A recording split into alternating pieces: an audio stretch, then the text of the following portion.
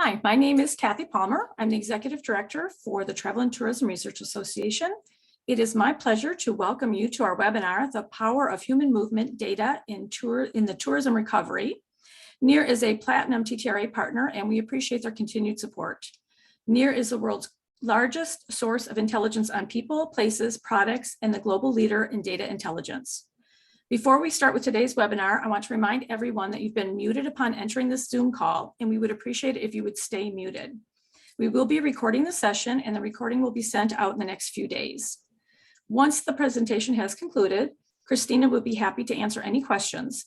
Please type your questions into the chat feature. Now I'm pleased to introduce our presenter, Christina Tipton. Christina Tipton is the Director of Market Research at NEAR and is responsible for uncovering insights and sharing data stories from the vast amounts of data NEAR has to offer. She has more than 16 years experience in digital products and marketing in roles defining and executing content strategy at companies including TED, Yahoo, Cafe Media, and Paramount Pictures. Now I will turn the webinar over to Christina.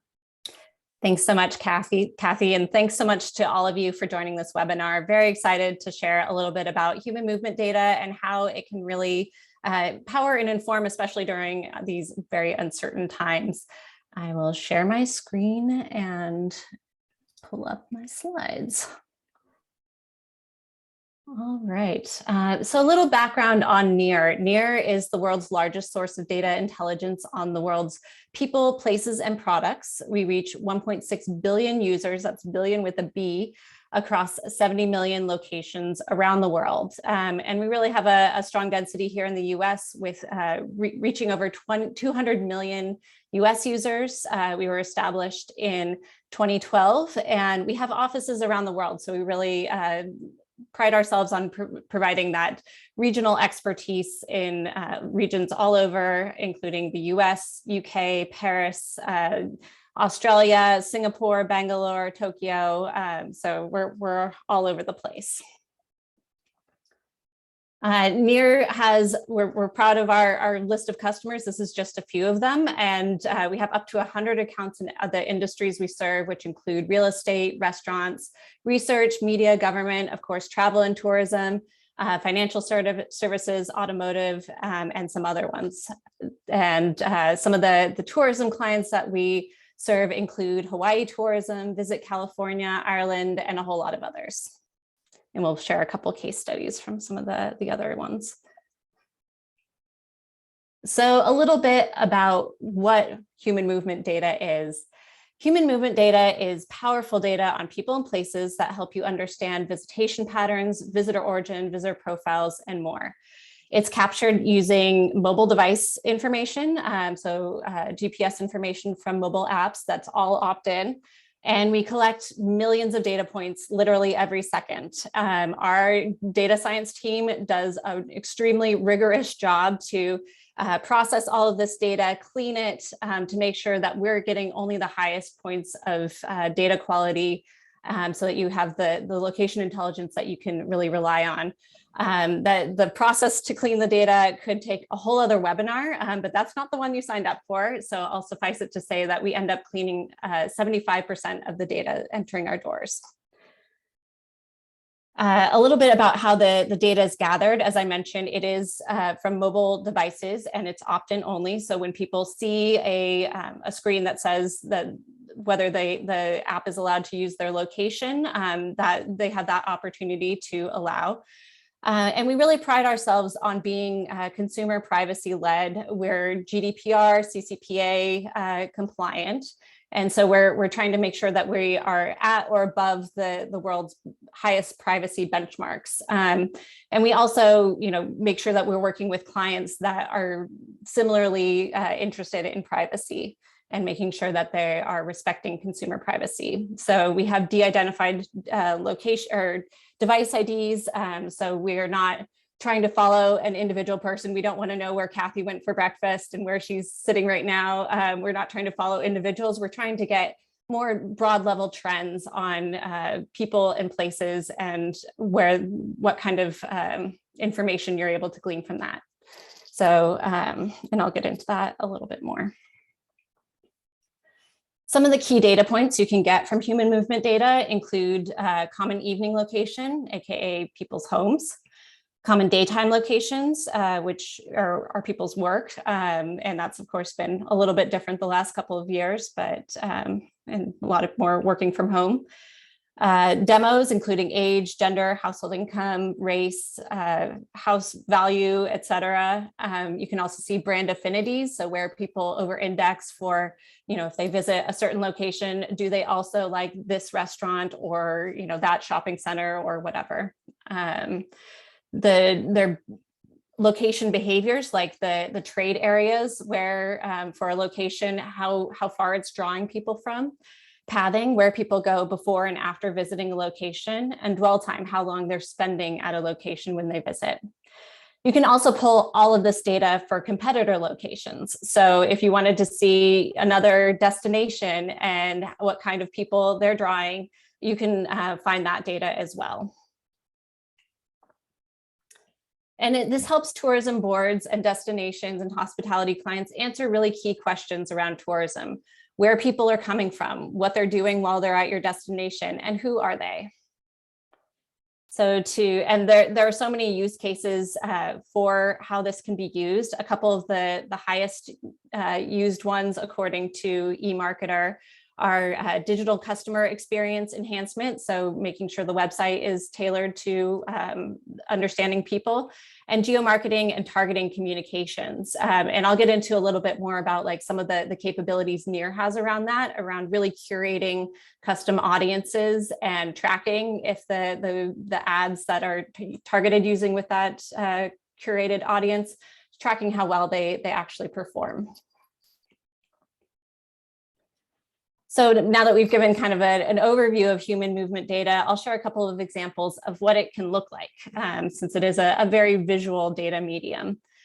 Here's a heat map of the SF Marathon last year and where people were. So at the event start, you can see where the star is roughly where the starting line was. You can kind of see those people like lining up in their corrals, getting ready for their runs.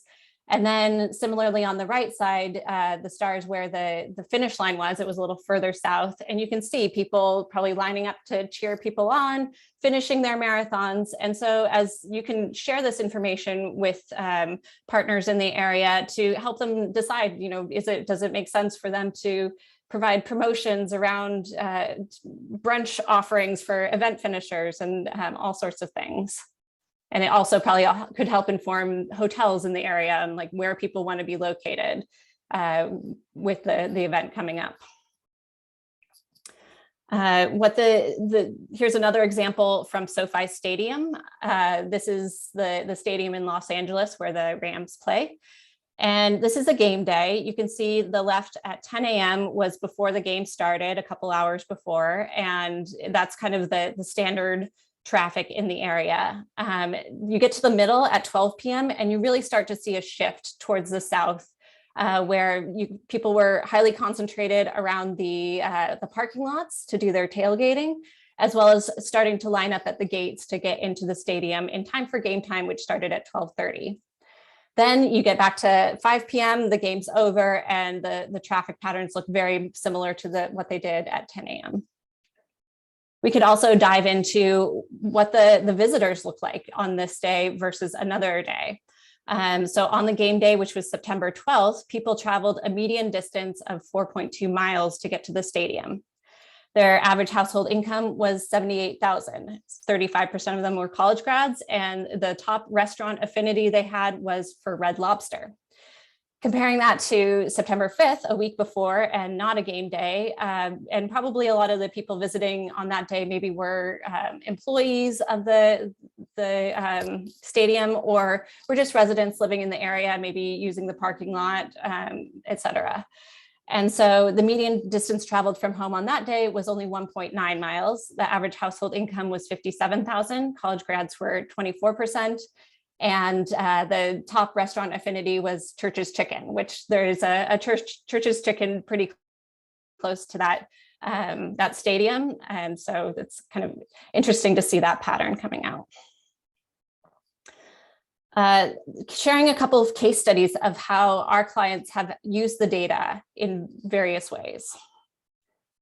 So we've partnered with New York City & Company for a few years, and generally they use our data to understand how people are traveling, where they're coming from, how many in-state versus out-of-state versus international, what their length of stay is, whether they're doing day trips versus overnight, and the breakout of all of that versus on their origin market.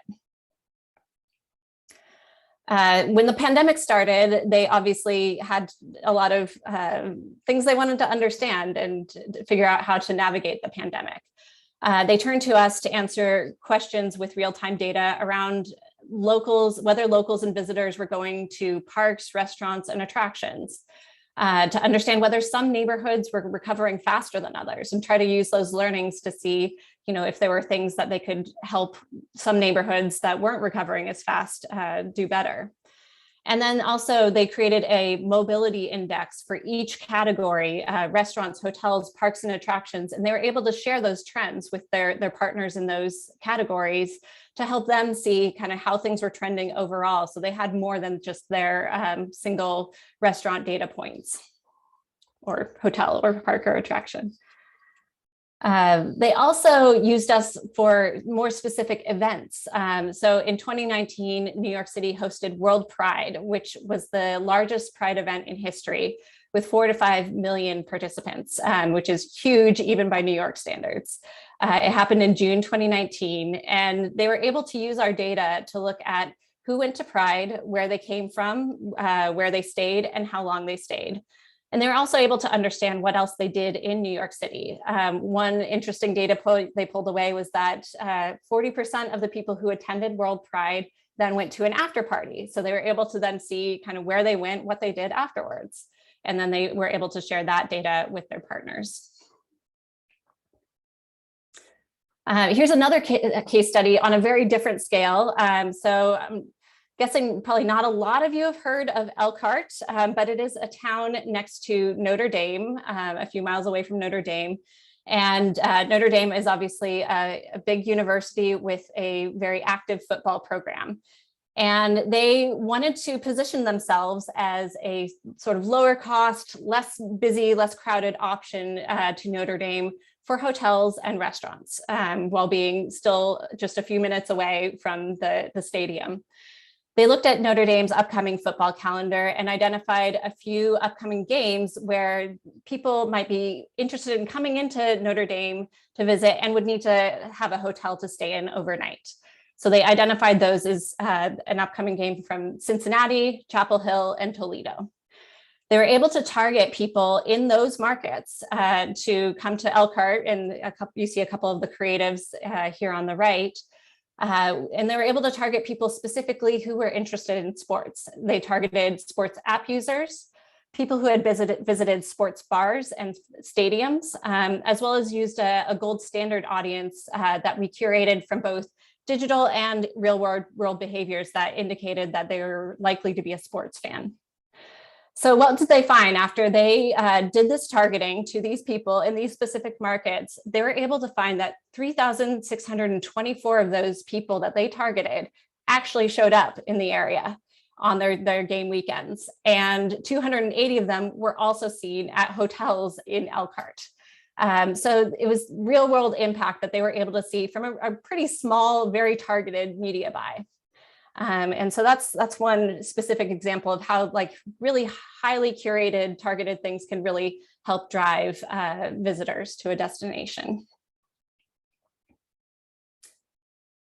So next up, I wanted to share a little bit of research we did recently on how the shift in visitors has been over the last few years. So we looked specifically at some urban destinations. It's been no secret that urban destinations were hit really hard during the pandemic. High density areas may not have been people's top preference, especially in the early days of the pandemic. So we wanted to answer how urban destinations recovered with the rollout of the vaccination, and how visitors to those top attractions in urban destinations evolved from before the pandemic. And then get a deeper understanding into where the visitors to those markets were coming from. We did sort of a dual approach on methodology. We looked at a high level at data on cities for 4 cities, Chicago, Houston, New York, and Los Angeles, over end of 2020 through 2021, to just generally see how things were trending as the vaccines started to roll out. And we looked at a large sample of locations in those cities across restaurants and other points of interest, parks and attractions. And then we did a little bit of a deeper dive on a handful of points of interest in specifically New York and Los Angeles. So these locations are like the top of the list where people want to go when they're visiting Los Angeles or they're visiting New York. And so for that one, we looked specifically at demographics and common evening locations for people from those markets. And we compared for all of 2019 versus all of 2021, what the composition of those visitors look like. A little bit more on the reports. The demographic report includes age, median household income, median home value, education, race, for all of the study locations. And the common evening location includes a breakout of where visitors are seen, with breakouts by city, country, county, state, and country. And a little look at the specific places that we looked at for the tourist points of interest. Our study locations in New York included the Statue of Liberty, Chelsea Market, which is a very eating heavy destination, the Lincoln Center, which is a more performing arts destination, Times Square, obviously lots of things going on there, and the shops at Oculus down near World Trade Center, lots of shopping in that area, as well as some specific tourist destinations. In Los Angeles, we looked at Rodeo Drive, Hollywood Bowl, the Chinese Theater, and Hollywood and Highland, which has a lot of shops going on, the Pantages Theater, and the Grove, which is mostly a shopping destination, as well as food. So what did we find? This is looking specifically at New York City, and generally we found that vaccination rates were correlating with an upward trend in footfall.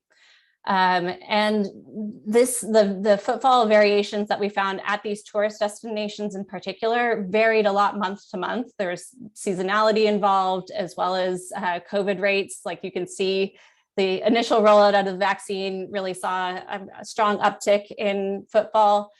But then as news of Delta came out, there's probably a little bit more hesitancy, and then people started regaining confidence. And towards the end of the year, we saw a bit of a spike, but then January was down again with Omicron. So I think we're going to see a little bit of those fits and starts with the recovery from the pandemic, but the overall trend is definitely mapping to, and that's the light red line I had is the average of month to month. And that trend very closely maps to the average vaccination rate, or the vaccination rate for New York City at that time.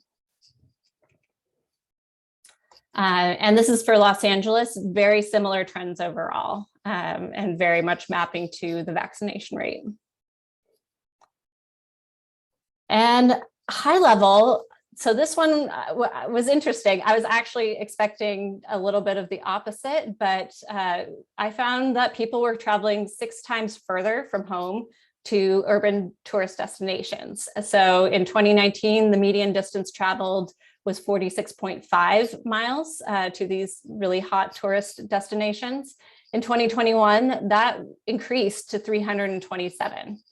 And so, there's definitely counterintuitive a little bit, because I was thinking, oh, people are staying closer to home. But that's a little different than what we found. In fact, the residents of these urban destinations were much less likely to go to their local tourist points of interest. So that dropped from 61% to 41% of the makeup of these destinations. And people traveling over 100 miles grew in the share. So that went from 37 to 56% of the people who were visiting these destinations. So that was really the large driver of that increase in the distance traveled to the locations. And then we looked a little bit into the origin markets for these destinations and found that New York City points of interest saw a big increase in share of visitors from Florida and Texas for their out-of-state visitors. By contrast, the out-of-state visitors from New Jersey, which is obviously very close to New York, and California dropped quite a bit. So the New Jersey one might actually be a little bit of some people who are working in New York, especially with a couple of the destinations at Oculus and Times Square being big transit hubs as well. That could be part of that, that drop for New Jersey. But we did also map these destinations, and these are the top 5, against the vaccination rates for those states. And this is at the end of 2021, what the vaccination rate was for the states. And so Texas was kind of at the lower end of the vaccination rate, which is at on the y-axis, and was at the high end of the change of share of visitors. Florida was a little bit more average on the vaccination rate and high for change in share of visitors. Pennsylvania was pretty average and pretty much saw no change in visitors, while New Jersey and California saw a decrease in the number of visitors that were going to, the share of visitors going to New York, and had among the highest vaccination rates. So what we saw was a negative correlation between vaccination rates and the kind of willingness to travel to New York City. We also dug into this information for Los Angeles. Los Angeles saw a big increase in visitors from neighboring states, specifically Nevada and Arizona. And meanwhile, the Texas and Florida grew a little bit, and the New York visitors decreased pretty significantly. We work with Visit California, as I mentioned at the top, and they definitely have a strategy to target people in Nevada and Arizona, because they know that, you know, this kind of mid-haul, you know, destination that's not too far may be appealing to people during a pandemic. It's still drivable, and it is, you know, something that's a little different than their hometown. So it seems like the share of visitors has increased, and so that may indicate that that campaign has been successful for them. Also map these origins against the vaccination rates and found a similar kind of negative correlation with the differences in share of visitors from state versus the state vaccination rate. So I thought that was interesting. We also looked at international visitors, and overall, obviously, international visitors were down quite a bit. They represented 5.3% of visitors to tourist POIs in 2021. But there was a little bit of nuance here, with Mexico growing pretty significantly. It grew 200%, more than 200% in terms of share of visitors. Great Britain grew slightly. And most other markets that were kind of a significant share of visitors dropped significantly, with Asia leading the pack, including Japan, South Korea, Singapore, Philippines, and Indonesia, dropping overall 93% for sending visitors to these points of interest.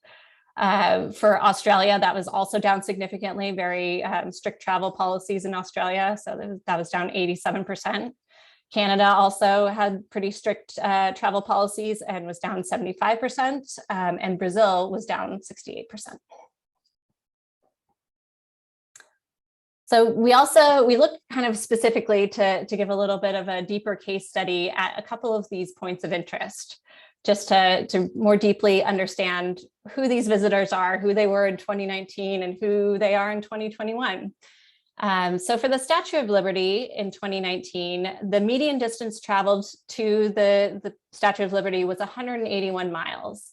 44% of them were New York City area residents. This is probably partly due to it being a popular destination for school field trips and educational trips and stuff like that. Median home value was $441,000. 43% of the audience had bachelor's degree or higher. Of the adult audience, and top cities of origin outside of New York City were Washington, D.C., Philadelphia, Los Angeles, Boston, and Miami. Compare that to 2021, and the median distance traveled grew significantly to 744 miles. 20% of the visitors were New York City area residents. As you can imagine, probably a lot of those field trips to the Statue of Liberty just weren't happening in 2021. The median home value was $297,000. As you'll see, some of the markets that kind of grew in their rank were a little bit less expensive in terms of being a high cost of living area than like Washington, DC and Los Angeles, which are extremely high cost of living. And then 37% had bachelor's degree or higher. The top cities of origin in 2021 were Miami, Washington, DC, Dallas, Orlando, and Philadelphia. So you can definitely see those Florida and Texas locations really moving up the ranks and for New York.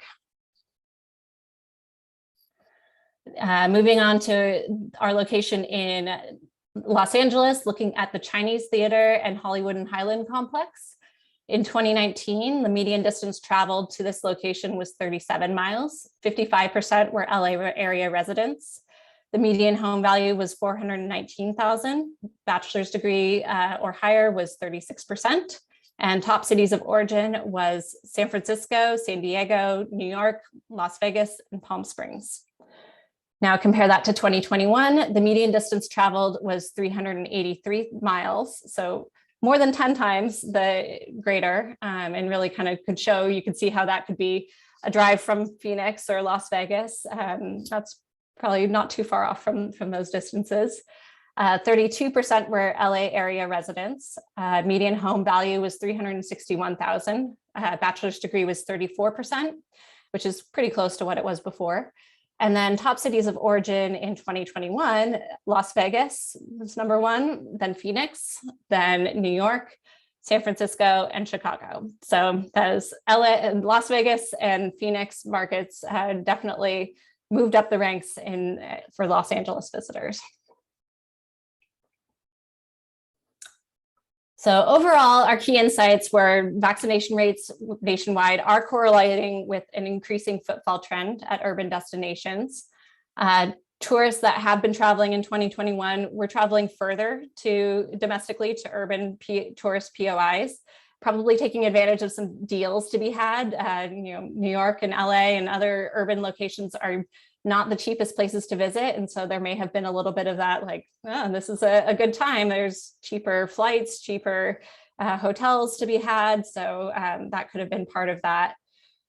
Residents in some states, Texas, Florida, Nevada, and Arizona notably, traveled a fair amount out of state to visit these busy urban tourist POIs, more so than others like California and New York residents in 2021. And overall, residents were less likely to visit urban attractions in their own city in 2021.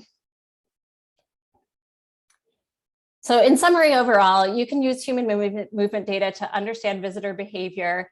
And I showed you just a couple of examples here, but this could really be applied to any destination across marketing and across operations, using it to share with partners. So there's just so many ways to use it. You can analyze trends, gain competitive intelligence. Like I said, you can look at, a competing destination that may be getting some of the visitors that you think should come to your destination, and generally making smarter, more strategic decisions and driving more revenue. So if you are interested in learning more, please visit near.com and schedule a demo. We'll send the specific demo link out so you have that available. I believe it may be in the chat. And I also wanted to give a shout out for the TTRA International Conference. The registration is now open. It's going to be in Victoria, BC, June 14th through 16th, which is a beautiful city. And the whole theme is around regenerative tourism and building resilience. So really sort of continuing on these themes of like what we are looking at going forward and how to grow and build from where we are now. So I wanted to thank everyone for listening to my presentation, and please share any questions you have. I will stop sharing my screen. And Kathy, if you see. We do have a couple questions for you. I just had them up and then they went away. Hold on one second. Here we go. How do you get the age and gender information from tracking a mobile device? Yeah, that's a great question. We actually are, because we're able to track the device to the common evening locations, we then use census data to map to overall proportional age and gender and other information for that region. So it may not be precise, but it's definitely directionally giving you a view. Another question is, do you have any additional resources available for people who may want to dive deeper into the work being done by NEAR? Yeah, I think there's a lot that we can provide. We will be sending out a deeper dive into the study that this started from, which was called the USA Reopening Report. So we'll be sending that around. We also have a whole bunch of case studies and other resources on our website. So if you go to near.com and there's a resources section of our navigation, you can find a lot there. And yeah, I think that's some of the high level stuff. We'll also make sure to send out this presentation so that anyone who wants to dig deeper on any of it can see that. Okay, another question. What's the current capability for collecting information for visitors in areas without significant signal coverage? That is a great question. I may need to circle back with our data science company on specifically what areas. I know, for most of the destinations that we are interested in, that's not a problem. Because if there's a shopping center there and, or it's a highly visited tourist destination, generally the signal coverage is pretty good. But I can imagine, if you're talking about like a mountaintop that is a popular place to hike to or something, that could be a little harder. So I'll circle back with our data science team on whether there's other places some places that are a little harder to track and whether that's something that we are able to bridge anyway. But great question. Okay. Apps that you work with are constantly changing. How do you account for that when comparing year over year? Yeah, we collect data from many different sources, and we partner with a whole variety of partners. So we just try to collect as much as possible. We're constantly also pruning out our data sources if we find that they're sending bad data, or some of the things that we do to vet and clean our data are like checking to make sure that people aren't, there's not like 100 people in the same location, or they're not in the middle of the ocean, or they're not, the latitude and longitude point is exactly the same. We collect data out to 5 decimal points, or 6, maybe 6, and basically to the point that it's like 4 inches of difference, or it gets you to within 4 inches. So it's very precise. And so we're just constantly looking at the data and making sure that it's high quality and that we're using the best sources. And we also correct for it, knowing how much data we've collected for a region. We have estimated visit reports that you can see relatively the level of visitation for an area using our data science extrapolations and calculations. Do you link your data with other data such as Claritas consumer segmentation framework? We do link our data with other data. Like I know, for example, we work with MasterCard to link to spending data in some regions. I'm not particularly sure about Claritas, so I would need to circle back and answer that for you. But yes, we do partner with other data sources. We also work with a lot of our clients will share their data and kind of help us. We partner to make our identity resolution more precise. And so we're using just lots of different sources to try to identify that someone who's, their email address is this and their phone number is that, like resolve those into a single person. Okay. What program or application did you use in the case study for the hexagon grid map? I believe that one was using, oh, now I'm totally blanking. Cardo. I think it was Cardo.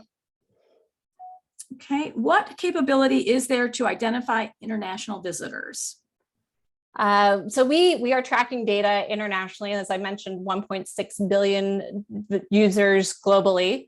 There are obviously some areas where we may have a little bit less visibility than others, but we do try to make sure, especially for tourism, that we're tracking areas where there are we're getting a lot of good data from areas where people tend to travel a lot internationally. So Australia, we have really good coverage. In Asia, we're covering heavily in India and Japan and Southeast Asia. South Korea, we're covering Europe very robustly, and also in South America to some extent. So, and obviously Canada, North America, we have extensive coverage. So we do cover a lot of the globe. Is every last country highly significantly covered? Probably not yet, but we're working on getting there. Okay, that's all the questions in the chat. Are there any other questions that anybody has? No? Christina, thank you so much. Yeah, thank you. And thank you guys for all the great questions. We'll circle back on the ones I wasn't able to fully address. All right. Thank you very much. Thank you so much. Have a great day.